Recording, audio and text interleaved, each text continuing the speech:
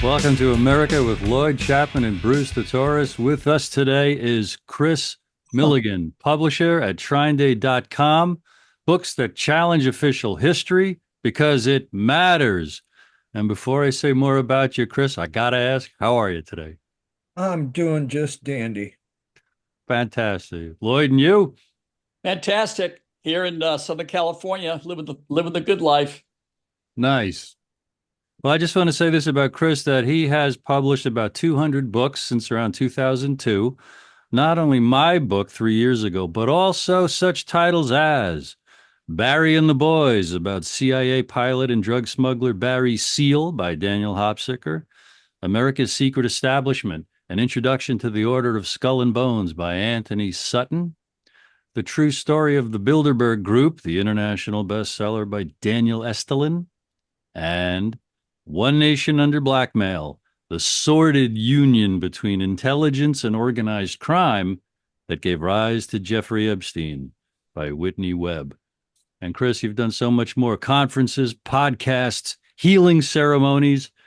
And you and Lloyd both had fathers who were in the CIA who told you things when you were young men that blew your mind. So, Lloyd, review like you did just a minute ago on the phone. What kind of questions you got for Kris? I've got the main questions for Kris. My first question is censorship. So, hearing the title of those books, I know a lot about those topics, right? I know a lot about those topics. And I've experienced massive censorship myself for decades, right?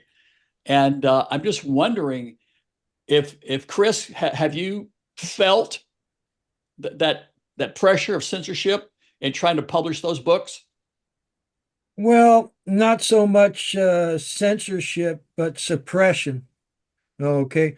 In that, uh, I've been on the internet, since I could first log in from a Macintosh, okay, on AOL in the 90s. And, because of what my daddy told me, I was researching a subject I called CIA drugs. And then I took on, because I told some people about what my daddy told me, I took on conspiracy theory as an intellectual discipline in the 70s.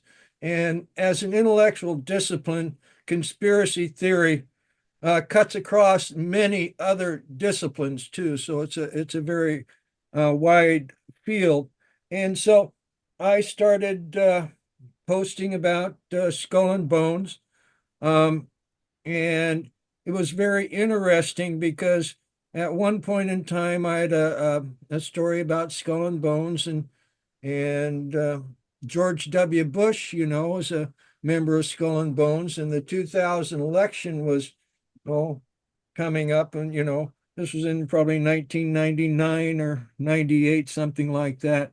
But I think it was 99, and people were saying, "Well, gosh, are the Skull and Bones ties to W going to hurt his chances and blah, blah, blah." And then all of a sudden, because our article on W on Google was either number one or two all the time. And then all of a sudden, one day, it was gone. And it was, it was way, way, way down in Google. Okay. So that's when I start, that was obvious suppression.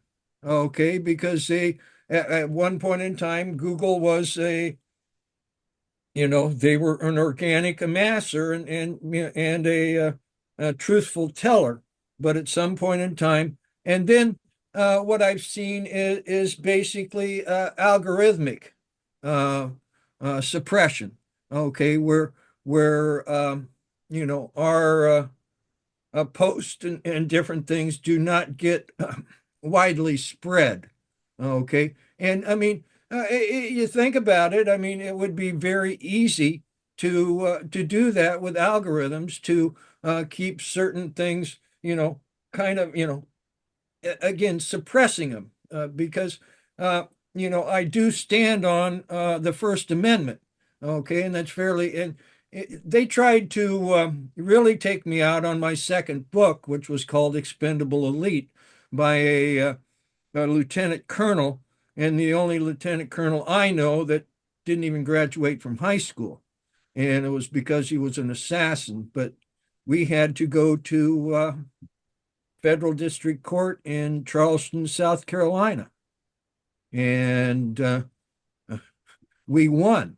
Okay. And I mean, it was, they tried to shut it down. They were thinking, okay, we aren't going to have enough money to come back. They did a thing where one of the attorneys had gas and went to the hospital, and they said, oh, he's having a heart attack.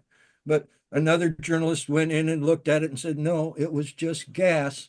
And, they kept saying, oh, well, we're going to send some CIA guy there, but they never did. And we won a unanimous verdict in Charleston, South Carolina, where you drive into town on the William Westmoreland Parkway, So there has been, like I say, not really censorship, but more suppression. I did a book called Fleshing Out Skull and Bones, okay, which was my third book, and did very well. And then I found them playing mercantile games with me. Okay.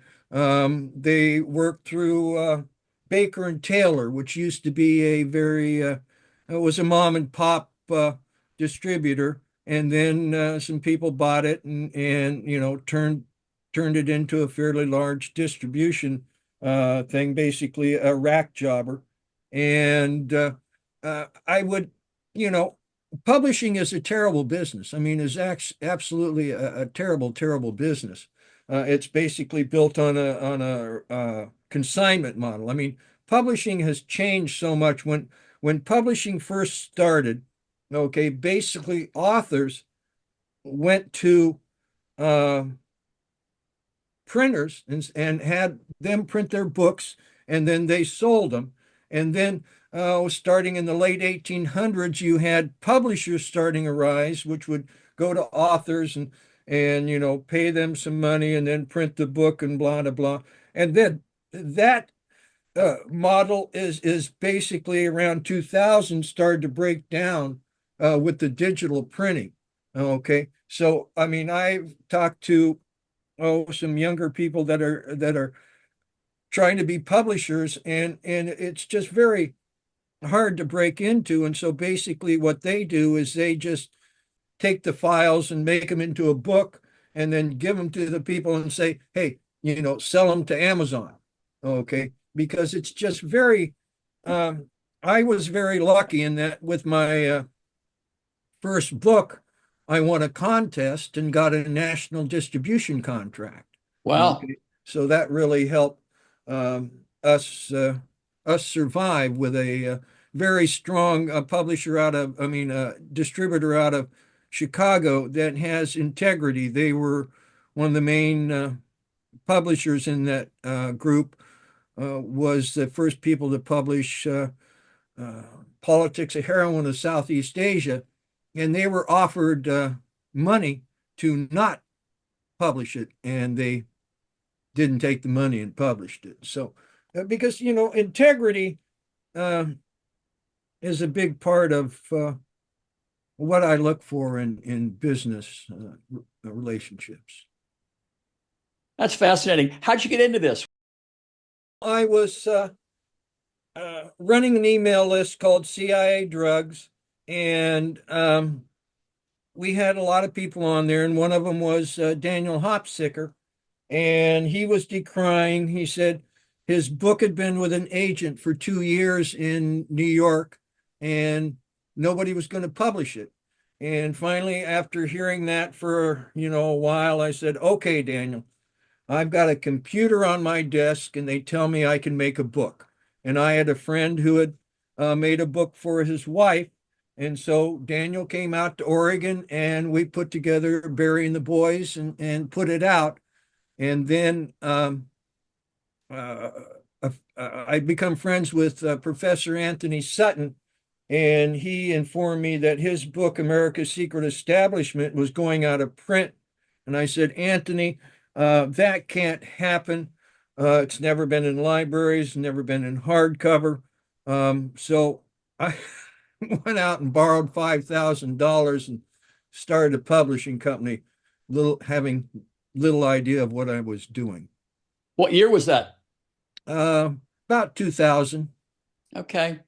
That's amazing. And how many different books have you published so far? Oh, it's getting close to 200. Wow. You know, it, well, the guy who ran the publishing or ran the distributor, he told me, he says, well, if you can, always, get another book out there, get another book out there. And that always, just helped me survive. And I mean, for many years, basically all I was doing was surfing cash flow, okay, and going deeper in debt, okay. And then we finally got One Nation Under Blackmail, that a very erudite young lady out of Chile sold very, very well.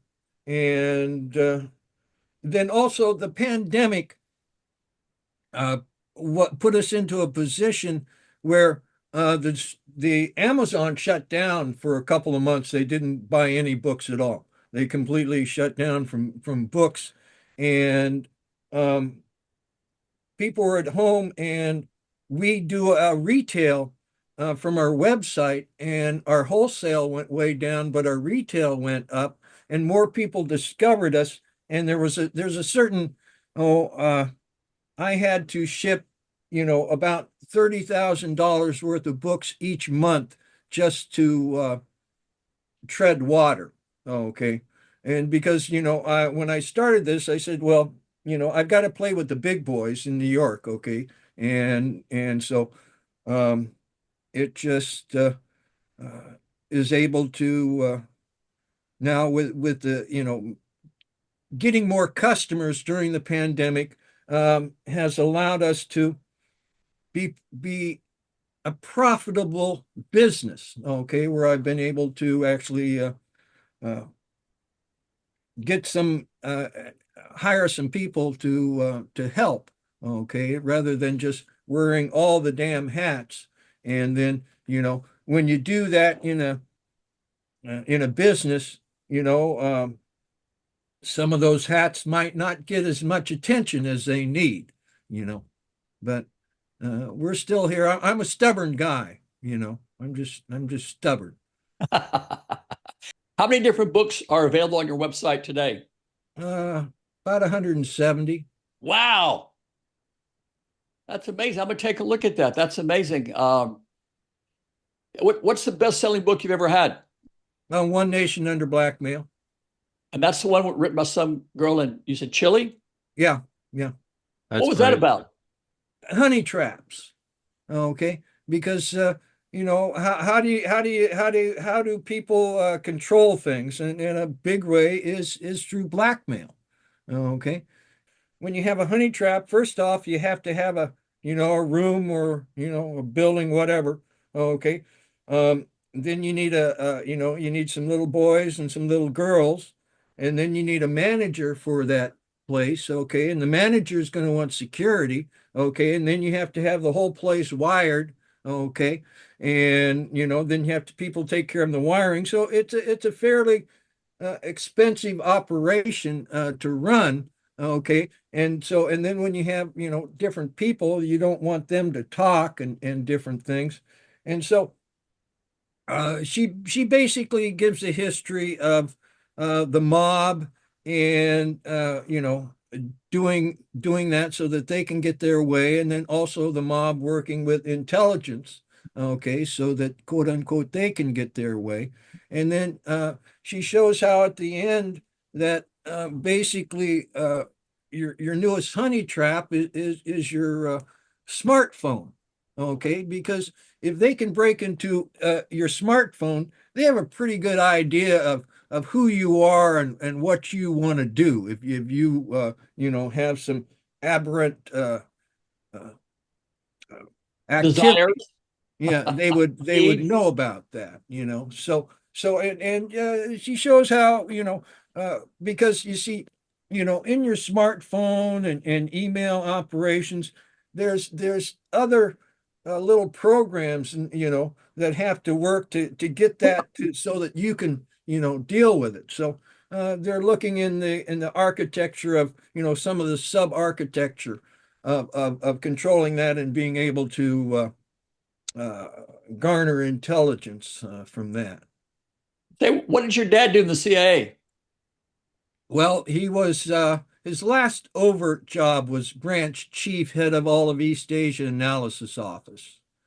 So he was in D.C., and then they needed somebody to go talk to Sukarno, and my dad wasn't a typical CIA guy. He was born in Montana and raised in Oregon and Washington, and he was a liberal, and so they needed him to go to talk to Sukarno, and I went with him as a little kid. I was Wow. How old were basically a you? CIA, uh, 1.5 to 3 years old or something like that, and then when he came home, he just did all kinds of odd jobs. Okay.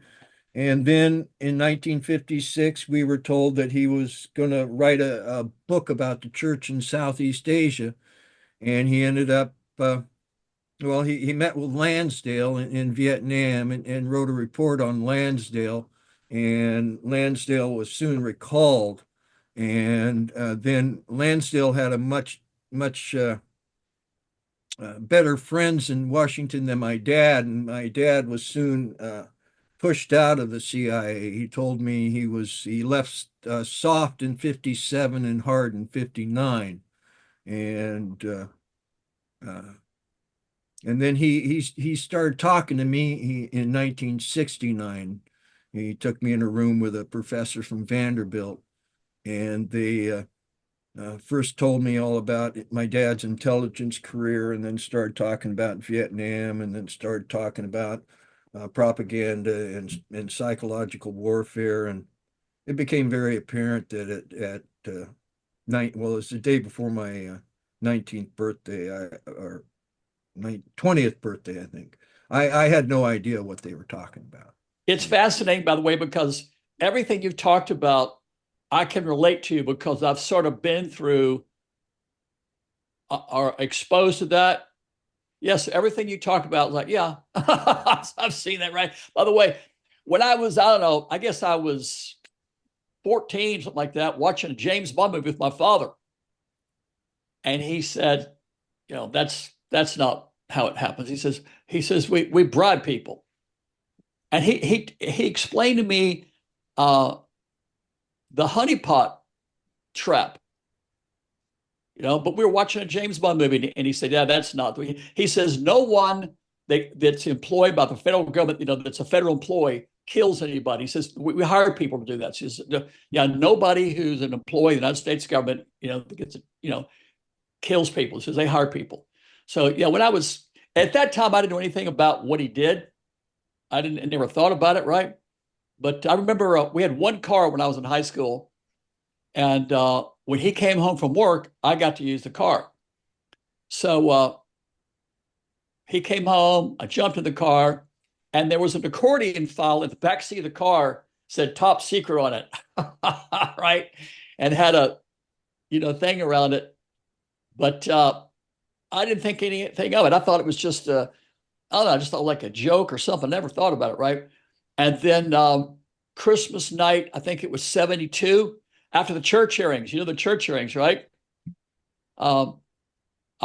Christmas night, I'm in Warrenton, Virginia.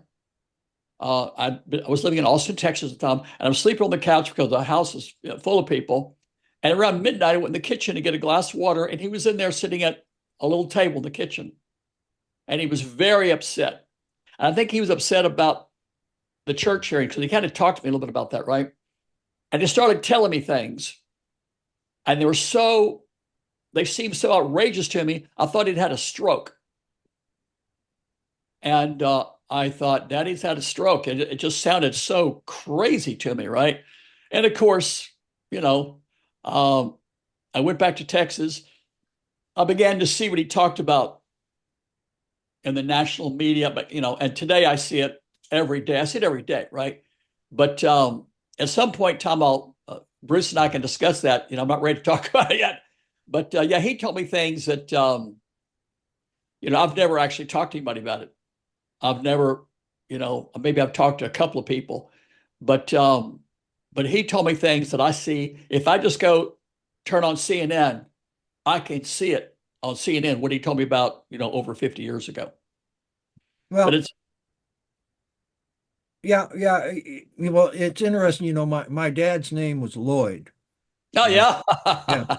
Wow. And I was mostly a little kid, okay, when all this was happening. Yeah. And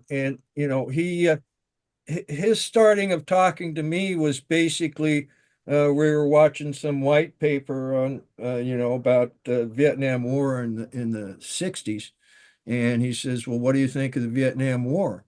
And I just give him a flip teenage answer. I says, well, you've got some rice patties and you've got some hand grenades, and you go throw the hand grenades and win it for the good guys wearing the white hats. I'd been raised on World War Sure. II and John Wayne. Yeah. And he said, well, we have to have a talk. And then that talk lasted, wasn't for a couple of years later. And he started off that talk with, well, the Vietnam War is about drugs. There's these secret societies behind it. And I'm thinking, Dad's nuts. Okay. I mean, Yeah. and I'm thinking, okay, Dad's talking about, the mafia. And then he says, and communism is all a sham. These same secret societies are behind it all. It's all a big game. And that's really when I thought my dad was nuts because, I've been ducking under the chairs because they were going to, bomb us. The Ruskies were going to Yeah. bomb. And then they tell his intelligence career, he got started at the age of 18 as an exchange student to China, working with the State Department, and then was in COI and OSS and G2 and CIA at the beginning. And then, they started telling me that they, quote unquote, they are playing out a lose scenario in Vietnam, which again didn't make any sense to me at all. Okay. But he was absolutely right because when I go back and look at that 1956 trip, okay, where he's meeting with Lansdale in Vietnam, there's because uh, I don't know. I didn't figure out what my, this 1960 the talk he had with me. It took me 20 years to figure out what he was saying. Okay, and a lot of books I had to read and different things. And finally, in 1988, I came across um, Anthony Sutton's book, America's Secret Establishment, and I says, "Oh, okay, maybe what my dad said, there was something to it there." Yeah. And then after he died, I get to go through his papers. And also, a day after he died, two guys show up on my mom's porch and say, "Hey, we want to go through your dad's papers, your husband's papers." And she let him in and let him do it. Okay. And um, uh, because the most interesting papers I found were in this other stack that were over there. But what he was talking about in Vietnam, because there was this picture. I after he died, I was still researching CIA drugs, and I went home to my mom because I was trying to find about Chiang Mai, Thailand, because I'd been told it was the largest city in Thailand, and it was the second largest city, and it had been a small village in my lifetime. And so I asked my mom, see her, how big was Chiang Mai? And she says, oh, it wasn't very big. Biggest thing in town was the church. We got a picture of it. So I'm pulling down her picture book and I find the church and look into it. And there's my dad talking to Lansdale. And then there's some other pictures. And then there's this picture of my mom, and she's just vivacious, and it ends up being one of her pictures at her memorial.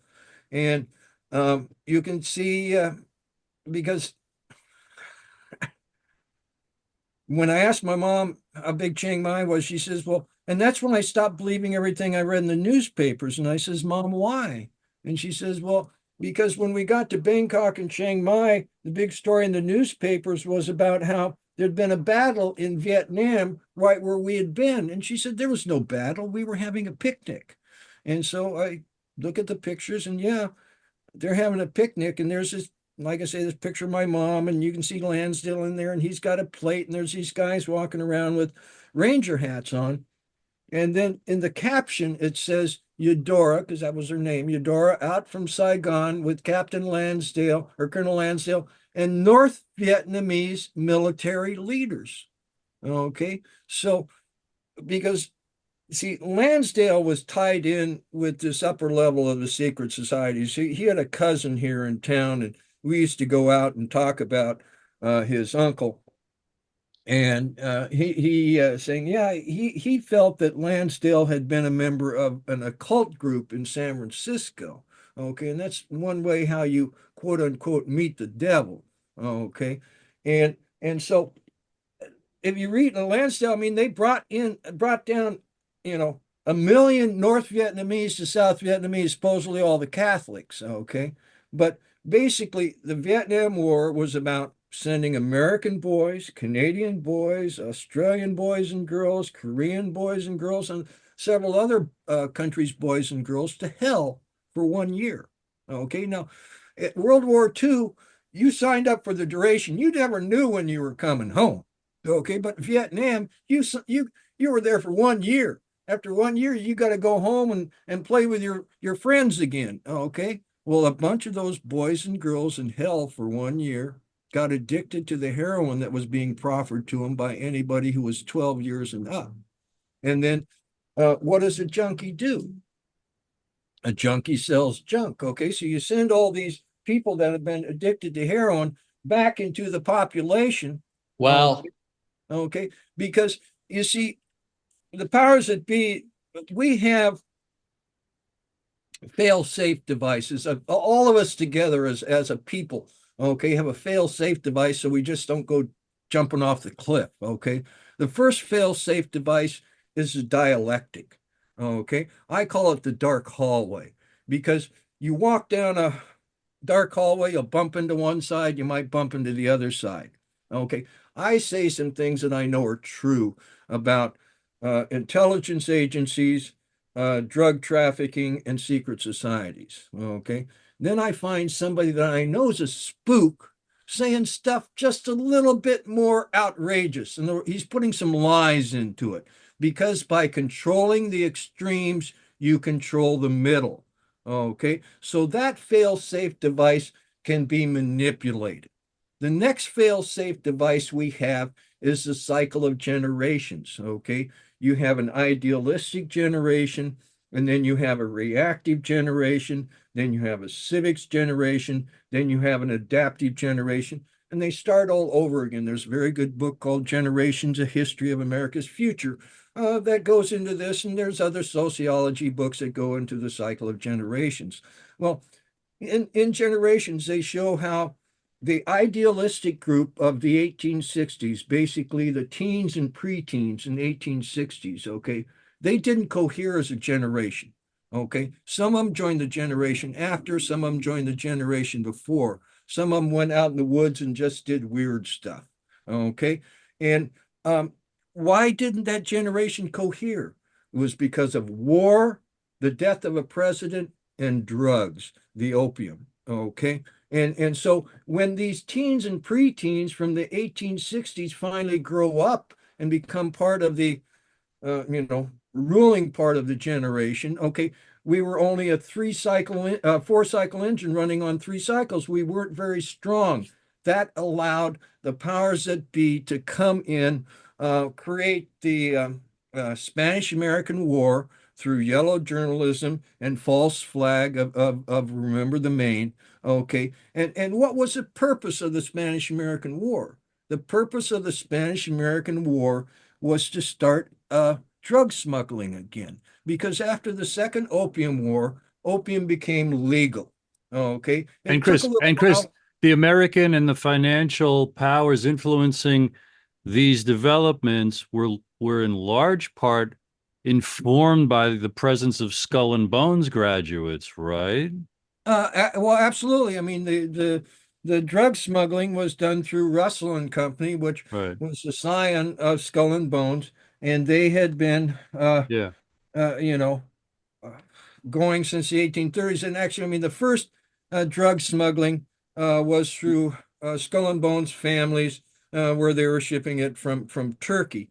But so I just in, wanted in to this, tie that in back into this narrative that you're sharing. That's all. Yeah. yeah, and in the Spanish-American War, um, we didn't go to Cuba right away. Okay, we took the Philippines right away. Okay, and there's a backstory to that with Teddy Roosevelt, but uh, and then we sent out Arthur MacArthur as the first military governor, and then we declared the war over way before it was over. I mean, that was a terrible war. We raped, pillaged, burnt villages.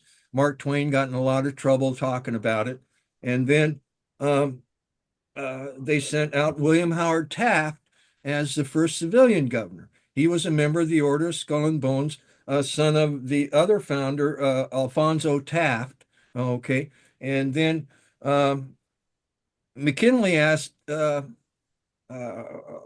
Taft to be a Supreme Court judge twice, and he turned him down. And Taft liked big black robes. I mean, he's the only guy who was both President of the United States and Chief Justice of the Supreme Court. I didn't Okay, know that. and then he turned McKinley down, and then once McKinley was shot and Roosevelt was president, uh, Roosevelt asked Taft to be Secretary of War. And William Howard said, okay, my daddy'd been Secretary of War. And so he came back. And if you look at the historical record, what he did in between being asked to be on the Supreme Court, which is a lifetime appointment, and being Secretary of War, he made opium illegal for the first time in modern Asia. Okay. If it's illegal, well, you need smugglers. Okay. Then they can sell, and then Taft started the Shanghai and the Hague Conventions, which gave us the prohibitions of poppies, opium, coca, and cannabis. Okay. And when you can sell plants for 8 times what they're worth, okay, and some of them you can grow 3 times a year, okay, you have this huge big pile of money, which allows you to corrupt things. Yeah. Okay. And then you have the honey traps, which allows you to, if they can't be bribed, you can, put them into a situation where you can blackmail. And So, Chris, I just want to make an observation, big picture about everything you just described. All that illegal money from illegal drugs being controlled by the interests of big business operating hand in glove with intelligence agencies to dominate markets, dominate and exploit colonial or native populations. Broad strokes, that's pretty much the picture, right? yeah, and I mean, there's a very good book, National Security and Double Government, okay, that really shows how this uh, Yeah. this assignment, this working together of intelligence, corporations, and criminal gangs, okay, have become a stronger power than our, traditional government, okay, Yeah. and have used that power Yeah. to hoodwink. Chris, can I mention, Gangster Planet is a new book coming out by the late Daniel Hopsicker that talks about that, as I understand. But Chris, I also want to throw it to Lloyd to let him ask anything that may have occurred in the great narrative that you just described. Lloyd, you got anything top of mind? Well, everything he says makes me think about something. A normal person would have a hard time believing what's really going on in government. And my thought that I have almost every day is nothing that the average American thinks is true. If you talk, I was talking to a friend of mine a couple of weeks ago about politics, and I was shocked at the stuff they were spewing. It's almost like they were like a Taliban guy, whatever. They were just radical, super radical. But the reality of things is not what anybody knows. In fact, I would say the reality of what goes on in government is the opposite of what you think it would be. I think back when I was a kid, doctors did cigarette commercials. Like, this cigarette's menthol, it's good for you, like that. It's not, you're going to die from it, right? But that's kind of typical. Yeah. I grew up watching doctors give cigarette commercials, how cigarettes are great for you, right? But yeah, nothing's the way it seems. That's just, across everything, nothing is the way it seems. If you watch national television, nothing that comes across the news is probably accurate. The commercials, are not accurate. It's just everything is so corrupt. It's so convoluted that the average person can't comprehend it. Right. I think about, the lack of morals or the criminality of people. What are they going to do? I'm a strong right? supporter of government. We need government, okay, to talk to each other. What we don't need is corrupt government, okay? And see, the thing that I found is that the secret societal level, was you had the next level down was your sovereign countries, okay? And the secret societies were able to reach into these things and get their way, okay? Well, I started to see actually a little bit in 2000, but it didn't. There wasn't enough mass there. Okay, but by the time at the end of George W. Bush's term, the level of the ability of the secret societies to control things was breaking down because of the information that comes out on the internet. Okay, because see, before I was, talking to people in the military and intelligence, and we were talking sometimes and say, "Oh, that's what I was doing 20 years ago." Okay, because it was so compartmentalized. Okay, then I started getting calls from these people. Okay, because there was so much information out there that their compartmentalization was breaking down.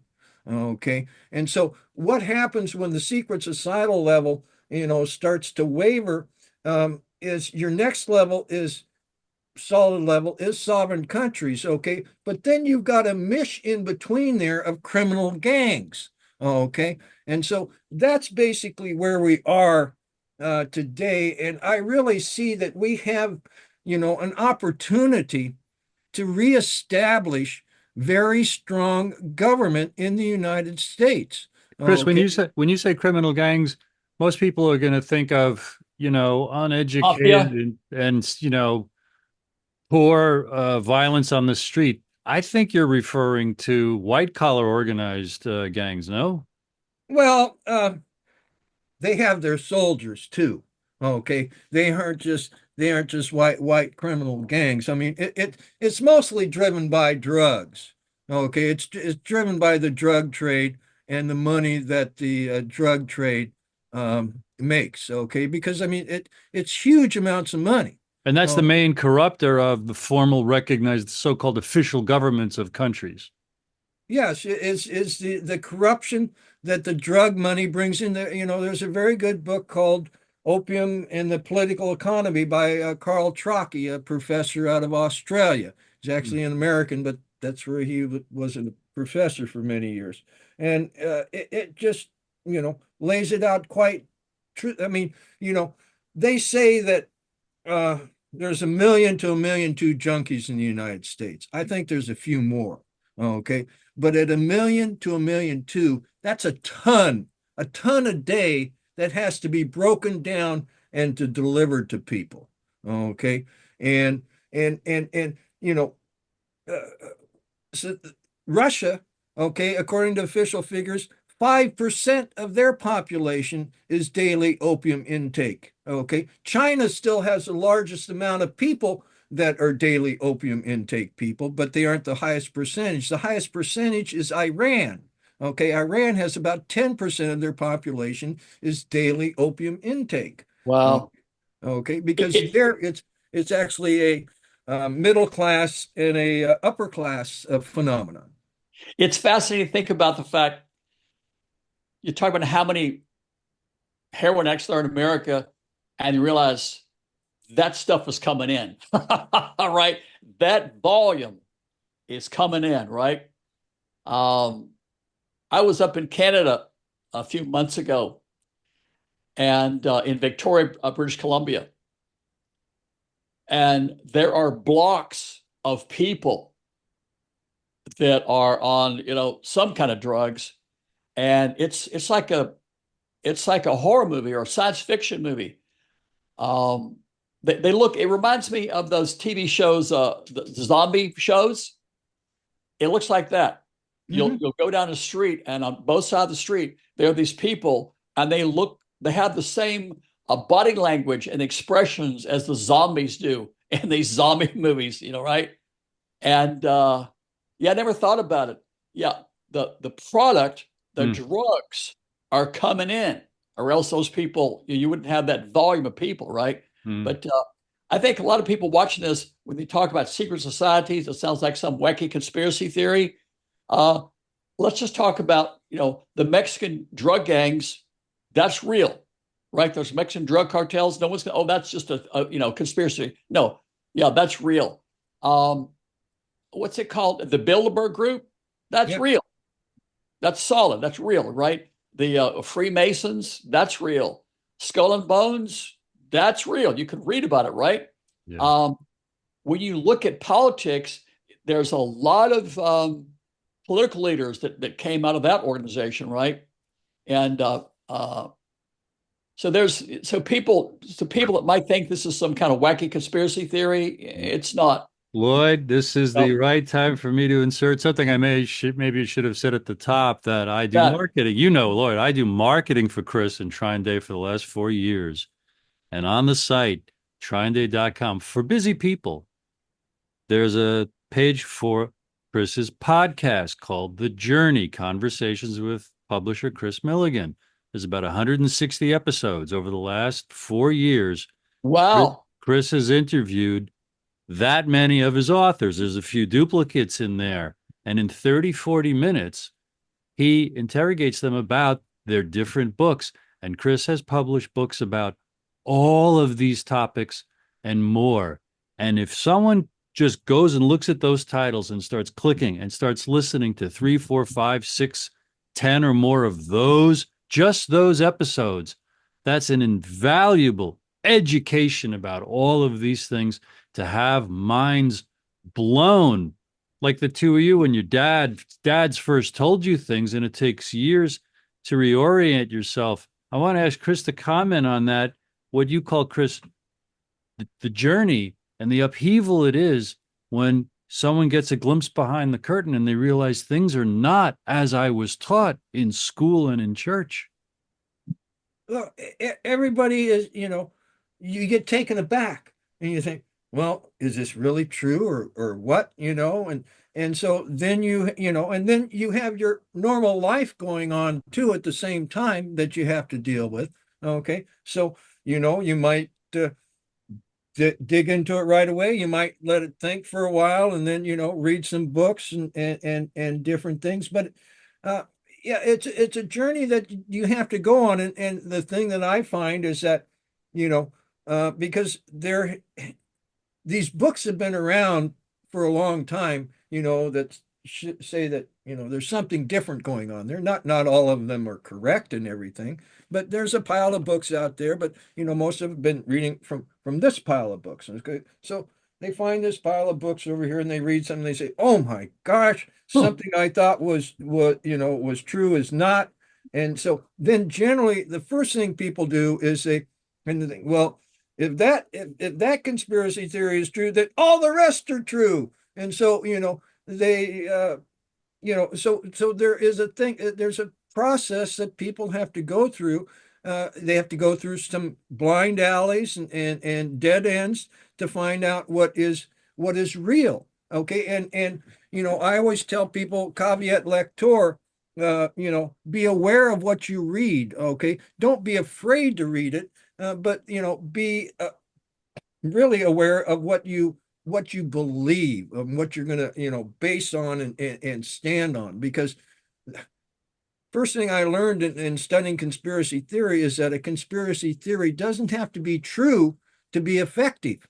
Okay, because it's just a conspiracy theory is just a narrative. Okay, and can I get you to believe my narrative or not? And so then now going back to secret societies, we did a book called The Nebula, political murder in Belgium. Okay, and it's based on a Belgium state police report. Okay, because a bunch of these old line secret societies are based in Europe. Okay, and so they had a guy, says, okay, we're going to infiltrate this and see what's going on. Okay, and he went, up and up and up and up, and up at the top, he found that there was a whole bunch of these groups, all called the Order. Okay, but different flavors. Okay, if you want to join just one that just says men in it, you can have that, or there's Jewish ones, Catholic ones, gay ones, whatever. Okay, but they have these different groups called the Order. Okay, now how would a secret society? How would these things work? Okay, well, the secret society we probably have the most information on is the mafia. Okay, and how do they? I mean, they run around with guns, right? Well, they have a council. Okay, and let's say let's call these little groupings circles. Okay, so there's a circle here and there's a circle here, and after a while they become aware of each other. Okay, and they say, okay, well now, can we work together? Okay, well, how can I trust you? Well, how about we take some members of your circle and put them in our circle, and we'll put them in our circle, and blah, blah, blah, blah, blah. So you have that type of arrangement. Then you probably have a council up on top that looks down. Okay, because the one thing that these secret societies have is they've been in existence for a while. Okay, and what is the main thing that intelligence does is it takes notes. Okay, it takes notes, looks, takes notes, and takes notes, and takes notes. Okay, so just imagine if you had 200-300 years of notes. Okay, so you can look at those notes and say, well, if this happens, there's a good chance, or if so they have a lot of quote unquote intelligence that they have gathered over hundreds of years. Okay, that allows them to try and operate. But see, right now we have a paradigm shift happening. Okay, because again, going back to that book Generations, they talk about when you have so many of these cycles happen at a point in time, you have a paradigm shift. Okay, where major changes happen, and it's very hard for the people before to maintain their position after the paradigm shift happens. Okay, and these same authors did a book called Fourth Turning that talks about this, and I believe that is what we are going through here, and that's why I think that there's a very good opportunity for us people, okay, to be able to take control over our own affairs, because again, the internet,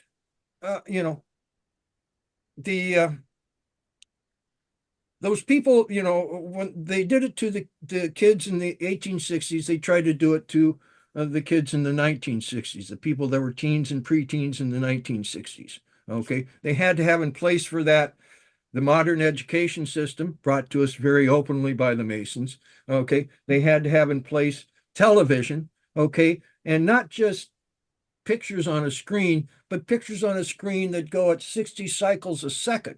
Okay, because there's that little flicker there. And if you read any book about hypnosis, 60 seconds puts you into a trance.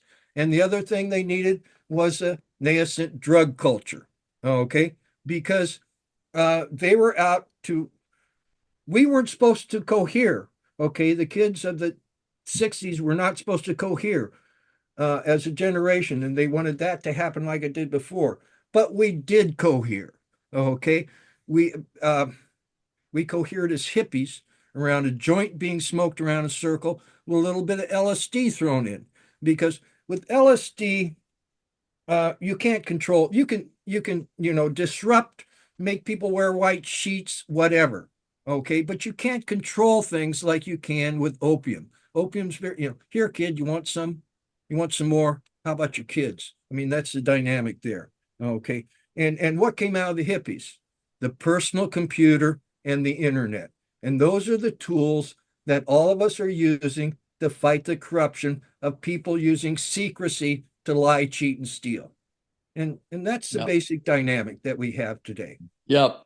As opposed to secret societies today, you've got the political parties, right? You got the DNC and the RNC, and Well, something. they're just people, they're just people. They're what people are going to make for them, make of it. Now, I mean, the RNC's been taken over by a corrupt grifter con man.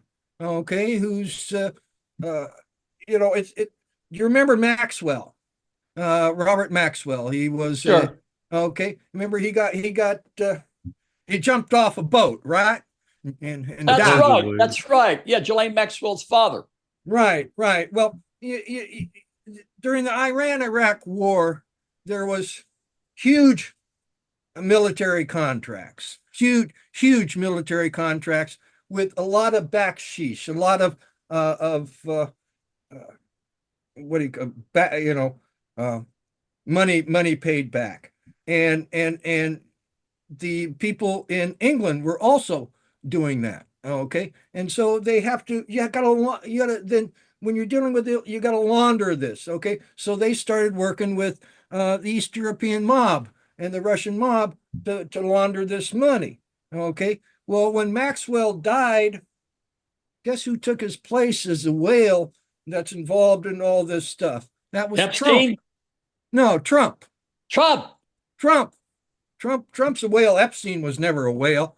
Okay, Trump, and so he's basically been working with these criminal gangs for quite a while. Okay, that's one thing that uh, Hopsicker's book shows.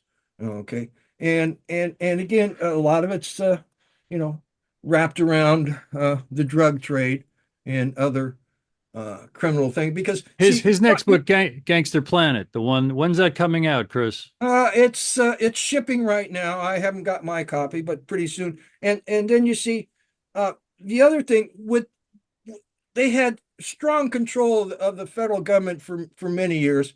And so one thing they've done is they say, oh, let me see, the federal government's spewing money out over there. They're spewing money out over there. Let me make sure that I can have that money spewing into my pocket. Okay, so there's a lot of corruption out there. I mean, you look at what we followed the drug money. Okay, and one thing that happened was George H.W. Bush, okay, under Ronald Reagan, okay, was in charge, and Reagan didn't know that. I mean, they shot him right off, okay, and Bush was taking, because there was all these disparate drug trades, some of them coming through the State Department, some of them coming through military, some of them coming through intelligence, and in the late 60s and 70s, there was a lot of drug traffic out there, and these guys started stepping on each other's toes. And so he was designed to take all of these disparate drug trades, kind of put them under the aegis of the NSA, put them through the bond market there in Arkansas. Okay. And Bush did that. Huh? Bush did that. Bush did that along with Clinton. I mean, Clinton was basically a lieutenant in the Bush crime family. Okay.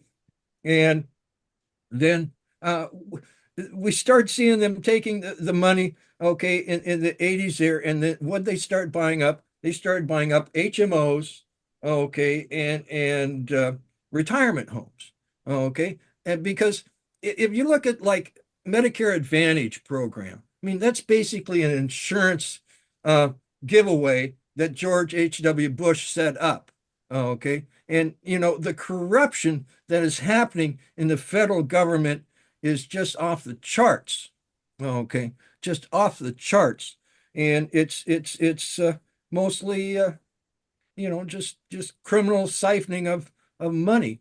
I And want so, to, I want to, I want to point out we're at a great length for one of our shows, but I'm all ears if you guys want to keep on going. Let's take a vote between you two.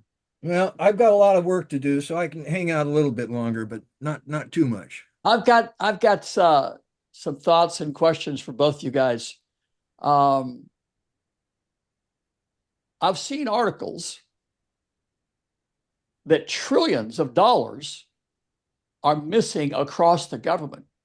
You can go and search on 35 trillion missing at the Pentagon, and there's an article that got very little coverage. That there's they call it the Pentagon's $35 trillion black hole. It's on Yahoo, right? I've seen reports from the Government Accountability Office, right? Yeah. But from, you know, the GAO is not conspiracy nuts, right? The Government Accountability Office, right? And the Pentagon's never passed an audit. We know that that's a fact. That's not a conspiracy theory, right? I've got that impression for years that amount of money is unaccountable. Yeah. I would say from what I've seen, again, I don't think the GAO are conspiracy nuts, right? I don't think Forbes are conspiracy nuts. It looks like maybe $50 trillion is missing. And I guess the thing I think about is, I don't know, you guys might know this. How much money has the U.S. given in foreign aid in the last, during the Biden administration? Anybody know? Nope. I saw 200 billion. I've seen that 200 billion. Seen that Let's just say this in the last year or so. Yeah, it's over $100 billion, right? That's related, I think, surrounding even just Ukraine. That's not encompassing every nation. Yeah, well, just think about this. If America's a democracy, you know, Pledge of Allegiance, you know, like that, how many people, what percentage of the American people would vote to put America into bankruptcy with foreign aid? Would anybody vote for that? I don't think anybody would. I saw some articles. But you see, what is money?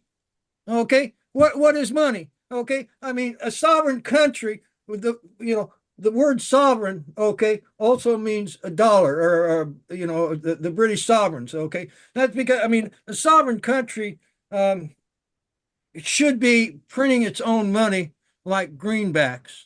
Okay, and a country can't go bankrupt unless it's really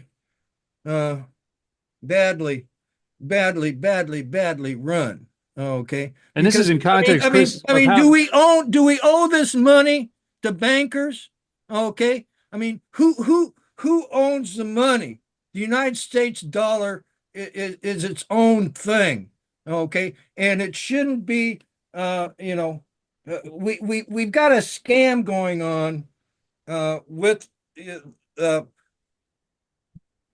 Federal Reserve. I mean, we still need a thing like the Federal Reserve, but there's scam parts to it, and there's people are using money to control political action, and that is completely wrong.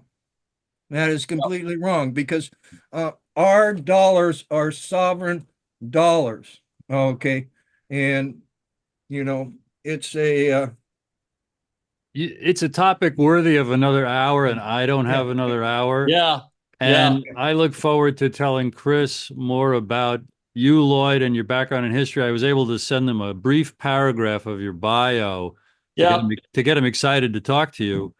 And this has been a rich conversation. I'm going to ask you both for final thoughts, please. Nothing's the way it seems. I tell you that. And for the curious, go to TrineDay.com. Yeah. Kris? I'm very hopeful for the future. I'm very, very hopeful for the future, because Um, uh, there's just so much going. I mean, yeah, there's a lot of radicalization of people in the wrong way and using you know people are going down the wrong rabbit holes or whatnot. But history Amen. has a place of correcting itself, and I'm just very hopeful for the future. And I think we're going to be entering um, some very reflective and changing times in Yep. the good way. Kris, you're an amazing guy. You've had an incredible life. Yes, it's amazing. I The appreciate what you're doing, by the way. You're getting the truth out there. That's not too many places you can get the truth here in America. Well, back at you. What's the Small Business League? Oh, you know what? I'm trying to get the government to quit giving federal small business contracts to Fortune 500 firms. So I've sued the government for 35 years to get them to comply with the Small Business Act that was passed in 1953 and to get the federal government to quit giving small business contracts to the biggest companies on earth. Well, I started several small businesses, and the only way I found that they succeed is hard work. Yeah, absolutely. I'll tell you one last quick thing. The most controversial, in my experience, one of the most controversial things you can talk about in America in the media is small businesses. That is, you can't talk about that. If you're Wolf Blitzer or Anderson Cooper, you can't talk about that because Fortune 500 firms do all the advertising on national television. I do not want the American people to know that 99.9% of all U.S. firms are small businesses, and they create about 99% of net new jobs. And the Fortune 500 firms that pay for all the advertising in the mainstream media, they do not want the American people to know that. That's like and they don't create net new jobs for the last 50 years. And Kris, Fortune 500 firms haven't created one net new job since 1980. And according to a recent study by the Government Accountability Office, 34% of the largest, most profitable companies in America pay zero federal income tax. And nobody knows that. And here's the last kind of fact I want to submit on behalf of that. Kris, 1953 Small Business Act created the Small Business Administration. That law mandates that 23% of federal contracts are supposed to go to small businesses. And Lloyd, historically, the average annually, what percentage actually does go to small businesses? 3. Right. 3%. So if you have an iPhone, you can go, hey Siri, what percentage of U.S. firms are small business? She'll say it's 99.9.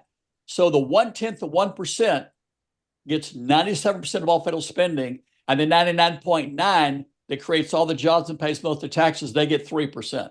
When the law says they should get 23%. Right. It's corruption, but again, there's way more of us than there are of them, and we can blow through this and have the government that we have on paper work. We really can. It can be done. I believe that.